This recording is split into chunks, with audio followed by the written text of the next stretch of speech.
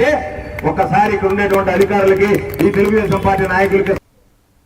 అనకాపల్లి జిల్లా చోడవరంలో దళిత విముక్తి ఆధ్వర్యంలో చుండూరు దళిత అమరవీరుల సంస్కరణ సభ నిర్వహించారు.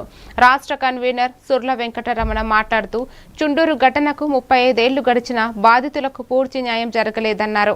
అమరవీరుల త్యాగాలను స్మరించుకుంటూ హక్కుల సాధన కోసం ఐక్యంగా పోరాడాలని పిలుపునిచ్చారు. గద్దర్కు నివాళులు అర్పించిన నాయకులు దళితులపై జరిగిన అన్యాయాలకు బాధ్యులకు కఠిన శిక్షలు విధించాలని డిమాండ్ చేశారు. మారణ హోమానికి మారణ నరమేధానికి వ్యతిరేకంగా ఈరోజు మనం సభ జరుపుకుంటూ ఉన్నాం.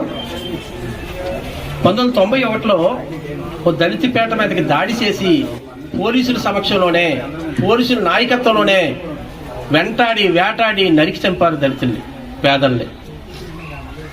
35 ఏళ్ళు అయింది నేటికి. కానీ దళితులకు న్యాయం జరగలేదు, పేదలకు న్యాయం జరగలేదు. అంటే ప్రభుత్వాలు కోర్టులు ఎవరి పక్షాన ఉన్నాయి? పేదల పక్షాన ఉన్నాయని నమ్ముదామా? ఈరోజు SC ఎస్టీ చట్టం ఉన్నది, లేదా 170 చట్టం ఉన్నది గిరిజనుల కోసం. కానీ చట్టాలు అమలవుతున్న తీరు చూస్తున్నట్టయితే చట్టాలు అమలవ్వట్లేదు, పేరుకే కాగితాల మీద కనిపిస్తూ ఉన్న పరిస్థితి ఉన్నది. అదేవిధంగా చుండూరులో 8 మంది అమరులకు మనం జోహార్లు అర్పించవలసిన అవసరం ఉన్నది. మొన్ననే కారంచేడు అమరు 17న కారంచేడు అమరులకు జోహార్లు అర్పించాం.